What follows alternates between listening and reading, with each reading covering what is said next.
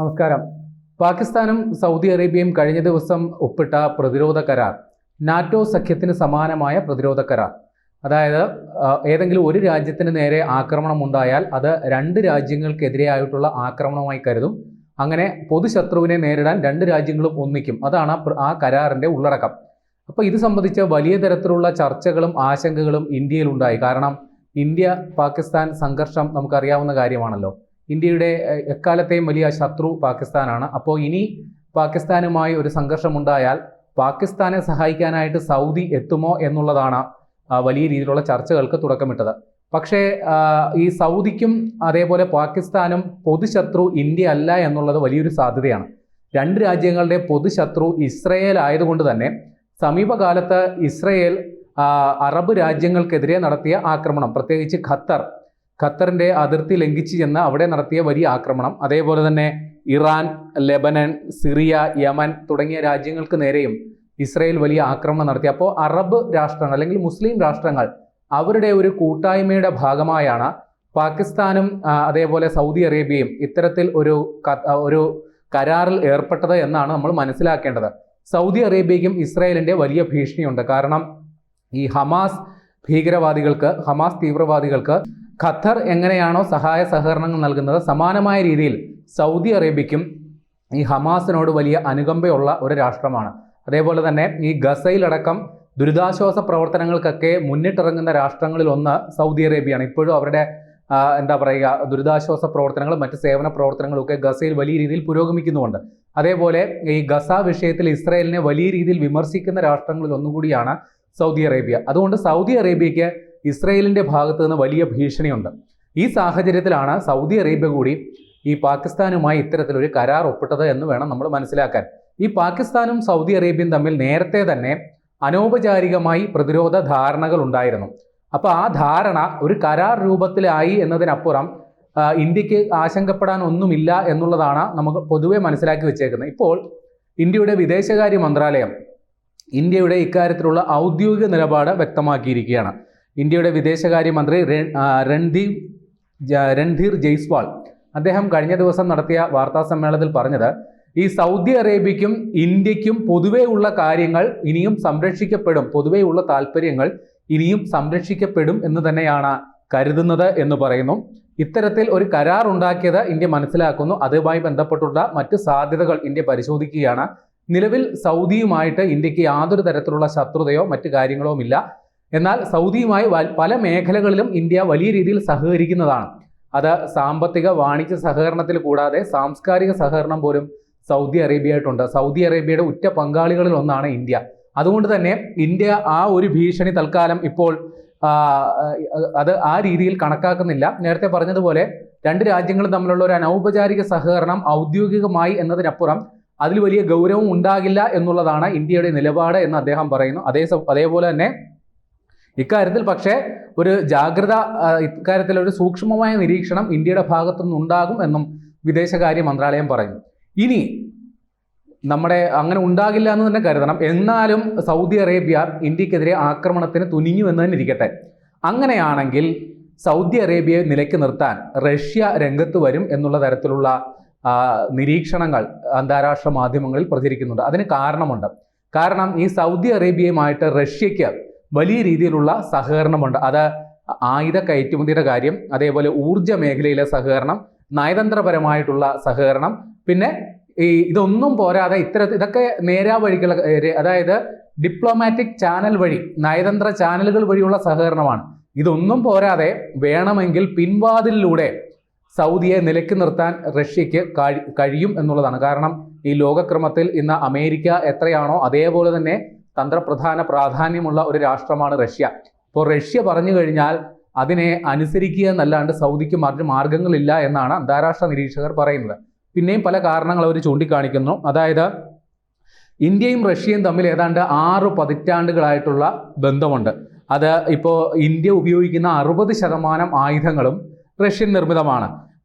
അതായത് ആയുധങ്ങളെന്ന് പറയുന്നത് വിമാനങ്ങളുണ്ട്, മിസൈലുകളുണ്ട്, വ്യോമ പ്രതിരോധ സംവിധാനങ്ങളുണ്ട്. ഇതെല്ലാം റഷ്യൻ നിർമ്മിതമാണ്. അപ്പോൾ അതുകൊണ്ട് തന്നെ ഇന്ത്യ റഷ്യയുടെ ഉറച്ച പങ്കാളിയാണ്. അതുകൊണ്ട് തന്നെ ഇന്ത്യക്കൊരു ആപത്ത് വന്നാൽ ഇന്ത്യയുടെ സഹായത്തിന് റഷ്യ എത്തും എന്നുള്ളത് ഉറപ്പാണ്. അതുകൂടാതെ ഈ തെക്കൻ ഏഷ്യയിലും, അതായത് ഈ നമുക്കറിയാമല്ലോ, ഇപ്പോൾ അമേരിക്ക ഒരു സാമ്രാജ്യത്വ രാജ്യമാണെങ്കിൽ റഷ്യയും ഒട്ടും മോശമൊന്നുമല്ല. അവരും അവരുടെ താല്പര്യങ്ങൾ സംരക്ഷിക്കാൻ ലോകത്തിന്റെ വിവിധ ഭാഗങ്ങളിൽ ഉറ്റ പങ്കാളിയെ നിയോഗിക്കുന്ന ആൾക്കാരാണ്. അപ്പോൾ ഈ തെക്കൻ ഏഷ്യയിൽ റഷ്യയുടെ ഏറ്റവും വിശ്വസ്തനായ പങ്കാളിയാണ് ഇന്ത്യ. ചൈന ഉണ്ട്, എന്നാലും ചൈനയേക്കാൾ റഷ്യക്ക് വിശ്വാസം ഇന്ത്യയാണ് എന്നുള്ളതാണ്. അതുകൊണ്ട് തന്നെ ഇന്ത്യയുടെ രക്ഷയ്ക്ക് റഷ്യ ഉണ്ടാകും. പിന്നെ നേരത്തെ പറഞ്ഞതുപോലെ ആയുധങ്ങൾ, വിമാനം, വ്യോമ പ്രതിരോധ സംവിധാനം അടക്കമുള്ള ആയുധങ്ങൾ കൂടാതെ അതിൻ്റെ സ്പെയർ പാർട്സ് പോലും ഇന്ത്യ റഷ്യയിൽ നിന്നാണ് വാങ്ങിക്കൊണ്ടിരിക്കുന്നത്. അതുകൊണ്ട് തന്നെ ഇന്ത്യയുടെ താല്പര്യങ്ങൾക്ക് വേണ്ടി റഷ്യ മുന്നിട്ടിറങ്ങും എന്ന് പറയുന്നു. പിന്നെ മറ്റൊരു പ്രധാന സംഗതി, ഈ സൗദി അറേബ്യയും അതേപോലെ റഷ്യയും ഒപെക് കൂട്ടായ്മയുടെ ഭാഗമാണ്. അതായത് എണ്ണ ഉൽപാദക രാജ്യങ്ങളുടെ കൂട്ടായ്മയിലെ ഭാഗമാണ്. അതുകൊണ്ട് തന്നെ ഇത്തരത്തിൽ സൗദി അറേബ്യ ഉൾപ്പെടുന്ന ഒരു യുദ്ധമുണ്ടായാൽ, ഇപ്പോൾ പാകിസ്ഥാനോട് സഖ്യം നിന്ന് ചേർന്ന പോലൊരു യുദ്ധം ഉണ്ടായാൽ, അത് ഉറപ്പായിട്ടും ഈ ലോകത്തെ എണ്ണ വിതരണ ശൃംഖലയെ കാര്യമായി ബാധിക്കും. അപ്പോൾ എണ്ണ വിതരണ ശൃംഖലയെ കാര്യമായി ബാധിച്ചാൽ അത് നേരെ ബാധിക്കുക റഷ്യക്കായിരിക്കും എന്നുള്ളത് ഉറപ്പാണ്. കാരണം റഷ്യ ഇപ്പോൾ അന്താരാഷ്ട്ര തലത്തിൽ വലിയ ഉപരോധം നേരിടുന്ന ഒരു രാഷ്ട്രമാണ്. അവരുടെ ഏക വരുമാനം എണ്ണ വിൽപ്പനയാണ്. അപ്പോൾ റഷ്യ ഇത്തരത്തിലൊരു സംഘർഷത്തിൽ ഏർപ്പെട്ടാൽ അത് അന്താരാഷ്ട്ര തലത്തിൽ എണ്ണ വിപണിയെ കാര്യമായി ബാധിക്കാനിടയുള്ളതുകൊണ്ട്, വലിയ അസ്ഥിരത ആ മേഖലയിൽ ഉണ്ടാകാൻ ഇടയുള്ളതുകൊണ്ട് സൗദി അറേബ്യ ഒരു യുദ്ധത്തിലേക്ക് പോകാതിരിക്കാൻ റഷ്യ കരുതലെടുക്കും. അവരെ അത്തരത്തിൽ നയതന്ത്രപരമായി പിടിച്ചു നിർത്തും എന്നാണ് ഒരു നിരീക്ഷണം പറയുന്നു. പിന്നെ ഇന്ത്യ പാകിസ്ഥാൻ ഒരു സംഘർഷം ഉണ്ടായെന്നിരിക്കട്ടെ, ഉറപ്പായിട്ടും അമേരിക്ക അവിടെ ഇന്ത്യയുടെ സഹായത്തിന് വരും എന്നുള്ളത് ഉറപ്പാണ്. കാര്യം രണ്ട് രാജ്യങ്ങളും തമ്മിലുള്ള ബന്ധം നമുക്കറിയാമല്ലോ. ഇപ്പോൾ ഇത്തിരി മോശമാണെങ്കിലും ചരിത്രപരമായി തന്നെ ഇന്ത്യ അമേരിക്ക സഖ്യമുണ്ട്.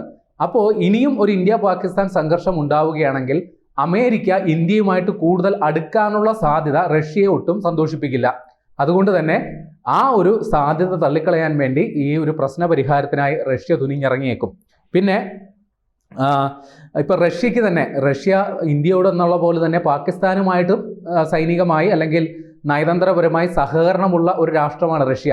പക്ഷേ ഇന്ത്യയേക്കാൾ ഒരു മികച്ച പരിഗണന പാകിസ്ഥാന് കൊടുക്കാൻ ഒരു സാധ്യതയും കാണുന്നില്ല. കാരണം പാകിസ്ഥാന്റെ പൊതു നിലപാടുകൾ എല്ലാവർക്കും അറിയാവുന്ന സാഹചര്യമാണല്ലോ. അതുകൊണ്ട് തന്നെ ഇക്കാര്യത്തിൽ ഒരു സംഘർഷം ഉണ്ടായാൽ, ഇന്ത്യ പാകിസ്ഥാൻ സംഘർഷം ഇനിയും ഉണ്ടായാൽ, ആ ഒരു പ്രശ്നം പരിഹരിക്കാനായിട്ട് റഷ്യ നമ്മുടെ ഒരു തുണയായി ഉണ്ടാകും എന്ന് പറയുന്നു.